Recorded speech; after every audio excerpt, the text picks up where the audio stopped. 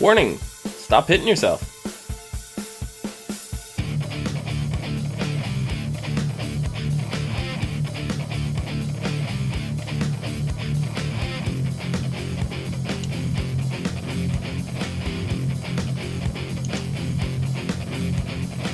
What's up, everyone, and welcome to the ASOTV podcast for Gotham, Season 4, Episode 8.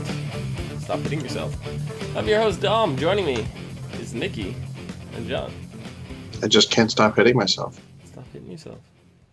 I'd love that was like a chant, because I could totally see that at like a WWF event. Like, you go there and some wrestler, it obviously wouldn't rip his arm off, but like some move where, you know, maybe he knocks the guy unconscious and then uses his own arm to, like, punch himself in the face or something. I could see the crowd chanting, "Stop hitting yourself." It just seems like a professional wrestling chant that needs to happen.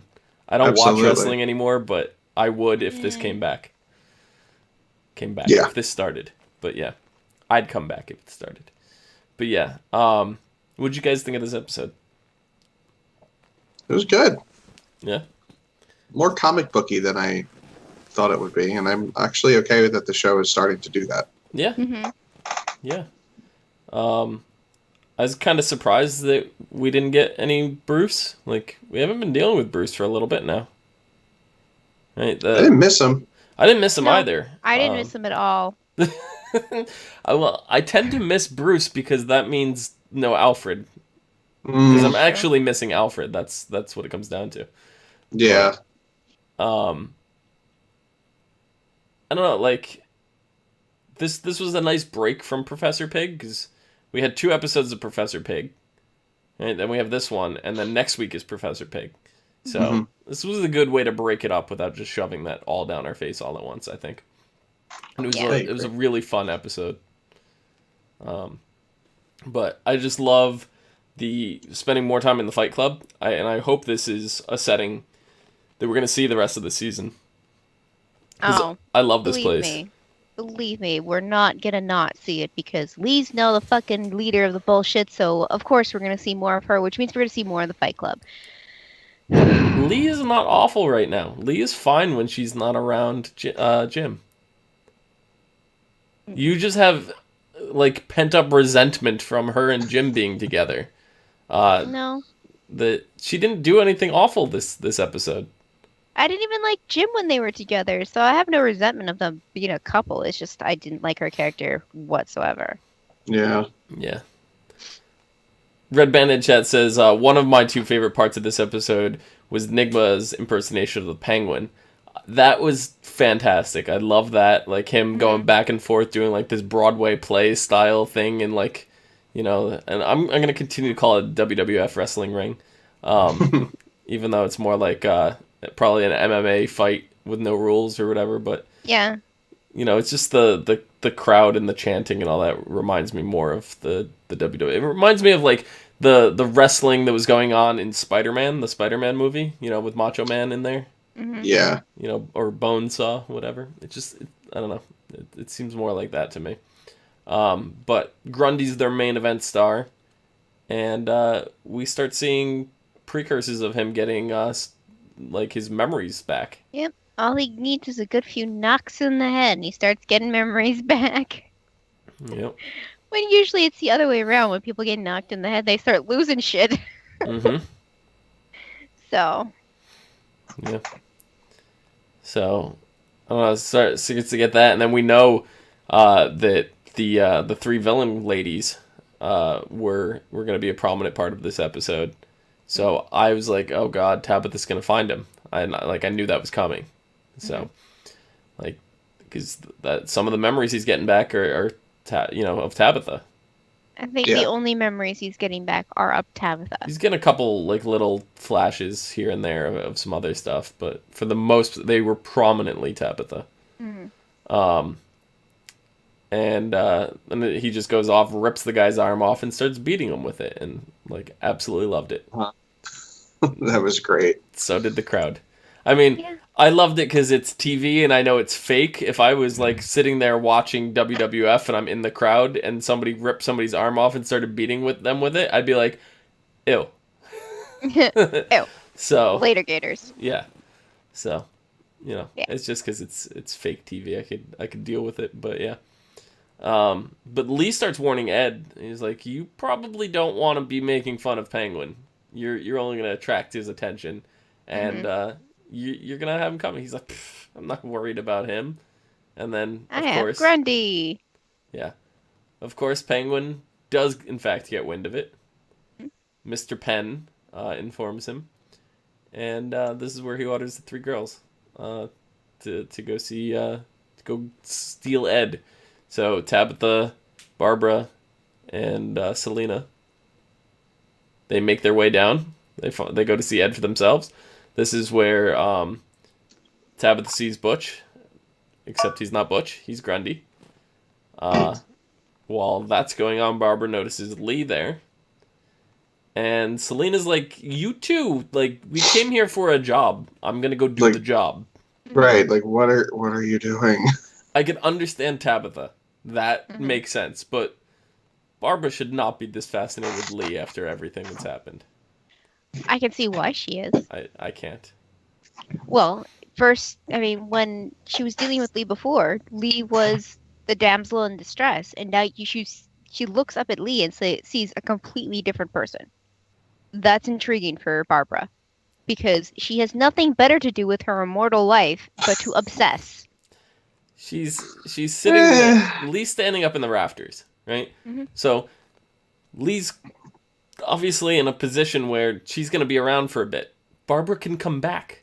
She doesn't have to go and do this right now. She's got a job to do. She should be doing her job.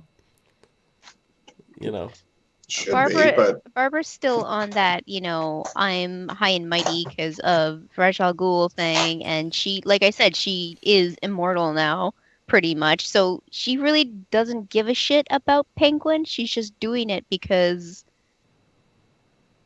Tabitha and Selena, or she's bored. Like, I think she was just genuinely curious. well, I mean, they What all the have a hell bone is to she pick. doing here? They all have a bone to pick with Nigma. I mean, I think that was their main motivation. They're like, yeah, let's go get him so he can die again. Yeah. Oh, I meant as far as like her with Lee, like. Oh yeah. But when Selena does take Ed into handcuffs, whatever, and about to take him away, this is when Grundy comes in and stops them. So Selena invokes the Code of the Narrows. Basically, best fighter from each side fights each other. Winner gets what they want. So Tabitha thinks she can get through to Butch, so she jumps into the ring with Grundy. Yeah. This is where she gets a baseball bat made of hammerheads, which was absolutely fantastic. I need one of these in my life. Yep. It's cooler than Negan's bat. Yeah, it's way cooler than barbed wire baseball bats. Lucille. Yeah, Lucille. What if that's Lucille? What is this? Do we have a nickname for it? Benny. Benny. Okay, Benny. it's Benny. Benny the Bappin' Bat. I like it. I like it. Yeah, but no, I need one. I need one just to build some houses. Hammer a couple nails in.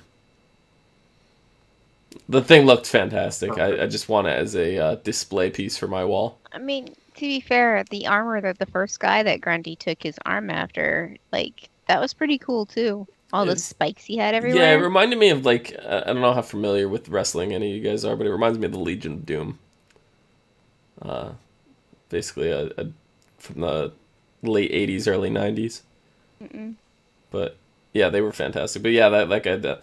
But Cherry, the promoter of the Fight Club, she tells Lee she still has plans to head to give Ed over to the Penguin no matter what happens.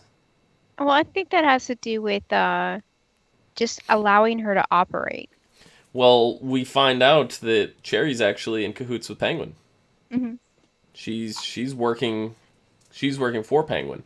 And because the other girls took too long, Mr. Penn had dispatched Firefly to take them out and to take Nigma in. But Barbara comes in, and Lee came in and shot Firefly's propane tank, and Barbara comes in and shoots Cherry right in the head.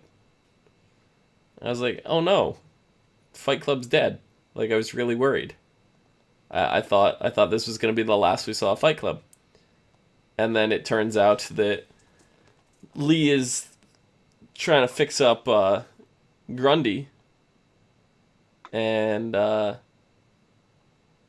Ed says, I thought I was the dumb one. Like, you're supposed to be the smart one right now. You're their leader. You fix up their fighters. They're all looking to you. They, like... So Lee's like, I don't even know where to start. And Ed's like, just pick something that they're all gonna cheer for. Just anything. Whatever you can think of. She's like, drinks on the house. I was like, yep, that's a reason to cheer. Good job, Lee. So what I noticed and what I kind of compared it to was the way they were looking at her, like all awestruck and just like completely silent, was kind of like how in Home Alone 2, when Kevin McAllister gets to see the tree at Rockefeller the first time, and he's just staring up at it. It's all like bright and beautiful, and he's just like, oh. So I imagine the whole crowd just like a bunch of Kevin McAllisters, and I laughed my shit. I just laughed. I laughed so hard because I just saw all of their faces as Kevin McAllister.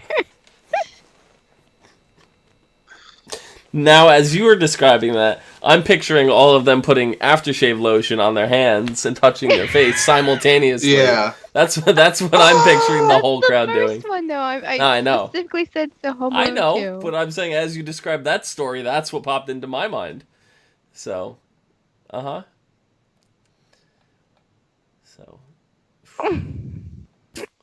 yeah. No, free drinks on the house. I wish I was there. I don't know. And the Narrows, I don't think I'd trust a cup to drink out of. No. I'll just take the bottle. I wouldn't even trust the I'll bottles. take the bottle. It's fine. Mm. In the meantime, though, Jim has a conversation with the mayor. And the mayor wants to make Mr. Gordon Captain Gordon. Yeah, we were just talking about this. We're saying it's Yeah. going to happen soon. I wasn't expecting next episode soon, Yeah. but yeah. Well, they, I have to say, set it up really well with what Harvey's been going through, so... Yeah. But, by Jim taking Captain, it means Harvey's going to lose Captain, and he doesn't want to do that. But, the mayor said that, after the debacle in the Narrows, he kind of has to. I don't know why he didn't expect it after what happened. No. Not only did he make really bad decisions, he's off the rock. He's off the freaking wagon again. He's drinking like nobody's business. He can't come to terms with anything. And because even we had the bullet hole club, right? Mm-hmm. And you're supposed to give the partner or the person who was shot with the bullet, the bullet that was removed, and to give condolences and apologies and all that. And Harvey asked Jim to come down and be there with him. Yeah. And then he doesn't show up himself. He said, I think that was the whole plan. well, I think it was. that was definitely his plan. Yeah. But Harvey's like, look, I don't feel like I can do this. Like, I let them down and I couldn't look them in the eye. And this is when Jim realizes, despite the fact that Sophia is the one that set up the mayor to offer Jim this position, Jim feels like he has to do it. Because Jim sat there, he looked them all in the eye, he gave them all his condolences. He feels like since Harvey doesn't have the respect, and they're never going to give the respect back to Harvey, because that was the little thing he could have done to try to win their respect back. Yeah. Yeah. So at that point, he asks Harvey for the pen. He signs the paper right then and there in front of him, and tells Harvey he's taking over captain.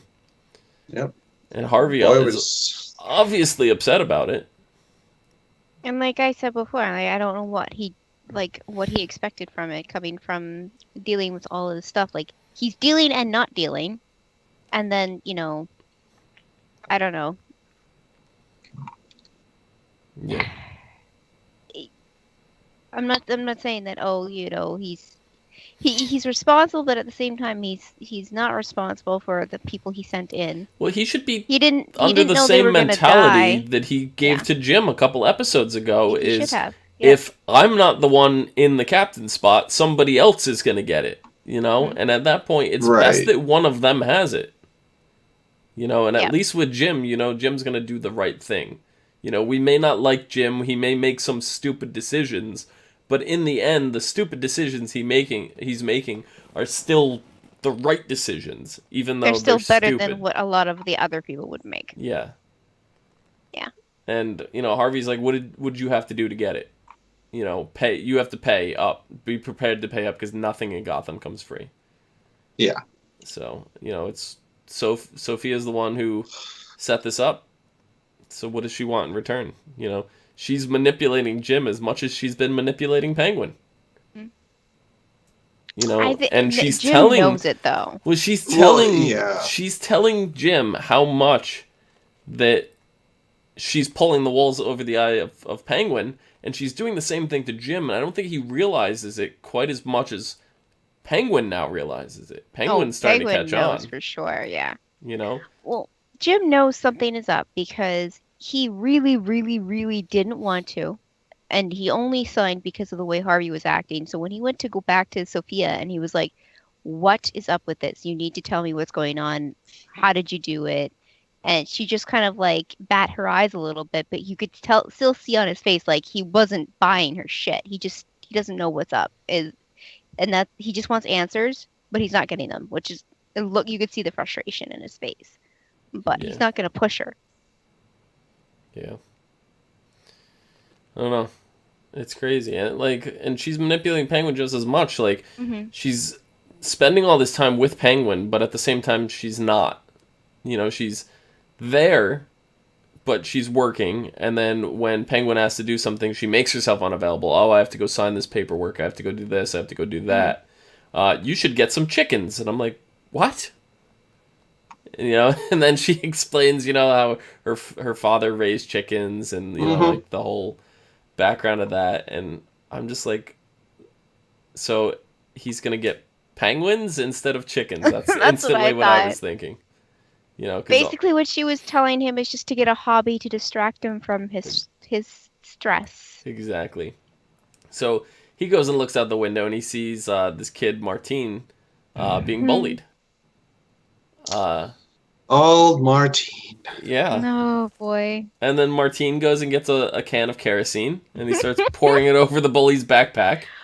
Where the fuck did you get a can of kerosene in an orphanage like that? Yeah, good question. I don't know.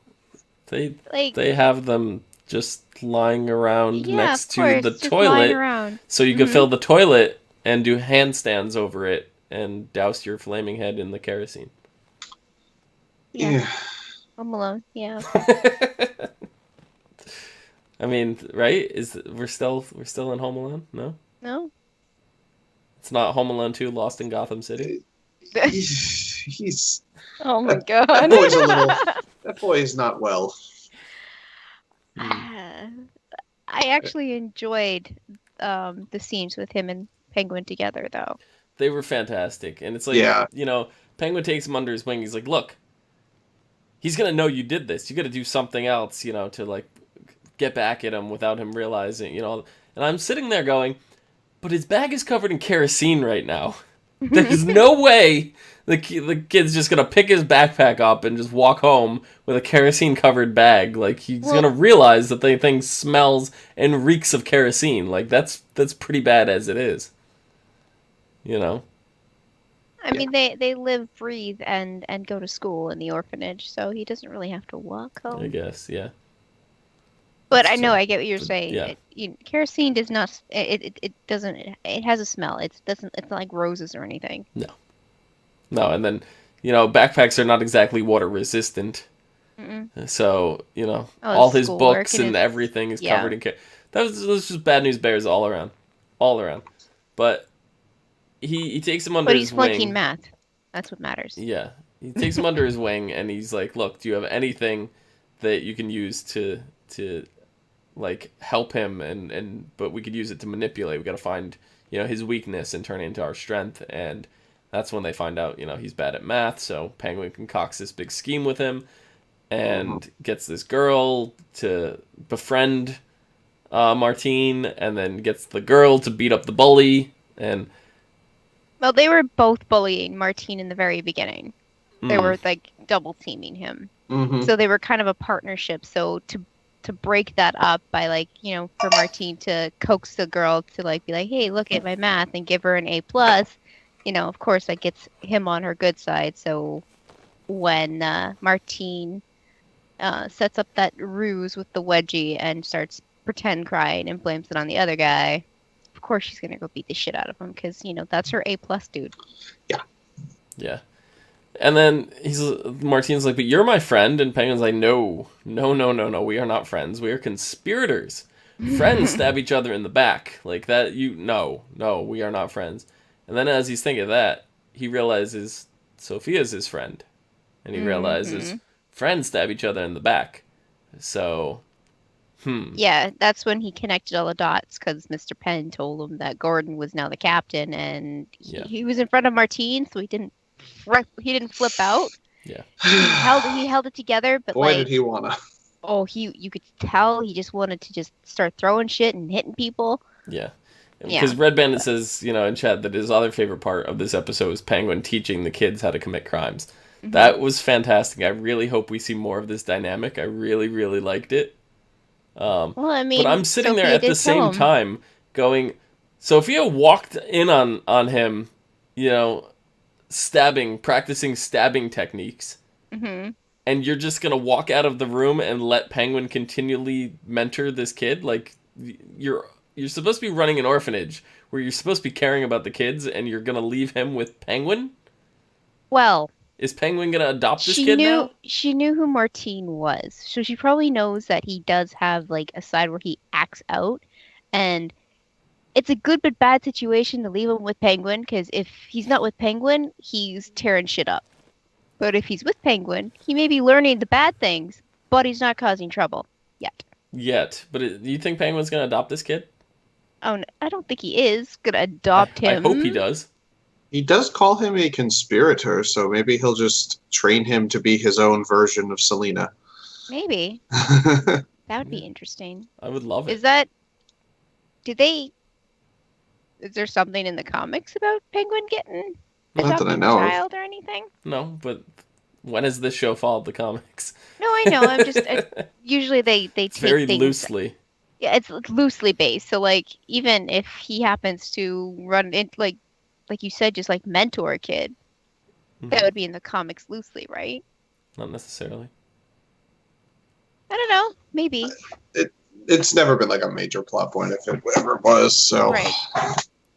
But I like him. I like the dynamic. I like that Penguin has a little person to mold into a psychopath like him. Yeah, it's his mini-me. And also, I mean, we know Penguin does have human emotions and everything, but it does humanize him a little bit more, because recently we've seen him just straight out kill people. Yeah. So, I mean, for him to feel like he has a little bit of, like, a sensitivity where he has connection to a human being instead of killing everything. Yeah. It's nice to see again. Yeah. Ben says maybe one of the kids will end up being either Robin or Batgirl. I believe we already saw or referenced young Robin. We saw the Flying Graysons, I think, last season. And no, was that 2 seasons ago? Yeah. Was it? Okay. Yeah. No, because it was when we first met. What's his face? Was it when we first met him? I thought it was when they went back to the carnival with his face stapled. And Bruce was running through the mirror Funhouse Land. No. Okay, well, whatever. It was 1 or 2 seasons ago. They were in the carnival. It was last season. Yeah, it might have been like before the mid-season. Yeah. That might be why it seems like longer. Maybe. But the Flying Graysons were there, and they had mentioned their son. Yep. At some point, so that cuts out Robin, but yeah, maybe one of the girls there will end up being Batgirl. I don't know. Or we find out Jim has a daughter he didn't know about. Yeah. Because whoops, wasn't the original Batgirl Jim's daughter? Or yeah. You're Yeah. asking the wrong person. Yeah, Yeah. Barbara was the original Batgirl. Yeah, what if it turns out that Barbara was pregnant with Jim's baby a while ago and never told him that she had a baby? We've seen her too much. Yeah, She She didn't have a disappeared for a belly while, on didn't her. she? Yeah, not that yeah, long. but not 9 months long. The show's had like a year gap between seasons at one point. I feel like that's pushing it. It's pushing That's it. pushing It's it. definitely pushing it, but I don't know. it could happen. Stretch. I don't know. We need Batgirl. And not for a while. We don't need her for a while. She's not that much younger than Bruce, though, so she's got to be showing up soon. She has to be born soon, otherwise she's going to be too young to be Batgirl. Because if if Bruce is already Batman when she's born, then that's just not going to work. So we're getting close. We're getting close to Bruce being Batman. So yeah, maybe a couple more seasons. Yeah. But I don't know. Lucius Fox was in this episode for like a grand total of a minute, maybe even less. I don't know what he was doing in this episode. Like, I started being like, oh, Lucius Fox, and I put him in my notes, and then he did nothing. And I was like, what was the purpose of him? Just to like make a remark to solidify what Gordon was thinking about Harvey. That's about it. Just to like a little remark that made Jim think a little bit more about Harvey. Yeah, I don't know. It just felt weird and out of place to me. It seems like something that could have been cut. I mean, I expect more connection with Lucius and Alfred and Bruce now because of all the armor and stuff that he's been making. So, like, for him to just pop in, you're right, in this episode just seemed out of place. Maybe it was supposed to lead to something that they cut. Yeah, maybe. That's what I'm thinking. I think some other scene was probably cut, and, they should have just cut that too. But, they do have a certain amount of time they have to fill, so they probably didn't have anything else to put in that particular scene. I mean, also, the actors just are contracted for a certain amount of screen time, too, so... Yeah, I took this just as though Lucius, just a little, don't forget about him kind of deal, so... Yeah. I don't know. Felt weird to me. But Red Bandit also said, I thought it was hilarious when Lee shot Firefly and sent her flying across the room. It was very Boba Fett to me. Oh, yeah. Yeah, I definitely. Loved it. Boba Fett. Where? It's one of my favorite lines in Return of the Jedi. I think that was the first time they ever mentioned his name, too, wasn't it? No, he was mentioned by name in the Empire Strikes Back. Was he? Yeah. I don't remember. Yeah, he was. I don't remember them ever saying his name. I think most of them were. Okay. When, like, they're being introduced to Vader, all the bounty hunters. Like, and he turned to Dengar and said, no disintegrations, No, he turned to that whole Boba thing. Fett and said no disintegrations. Oh, right, yeah. I don't remember them ever saying his name in that movie. I'm going to have to go back now and look, because that's going to bother me. I just remember them introducing them as all the bounty hunters, the most notorious, wretched scum and villainy. I don't Lizard, remember. robot, other robot, Bugman. It's been a while since I watched all of those movies in succession, so maybe I'm going to have to do that as well. Yeah. Mm. Do it before the next episode comes out. But yeah, I think that's about it. You guys have anything else for this episode? No, it's just that, Selena is the most mature adult out of all of them, even though she's only 16. So. Yeah. And I really Good did on her. like seeing the three girls out. I need to see more of that. They can do some crazy shit. I was hoping Barbara was gonna try to run the club with Lee. I mean, there's still time for that.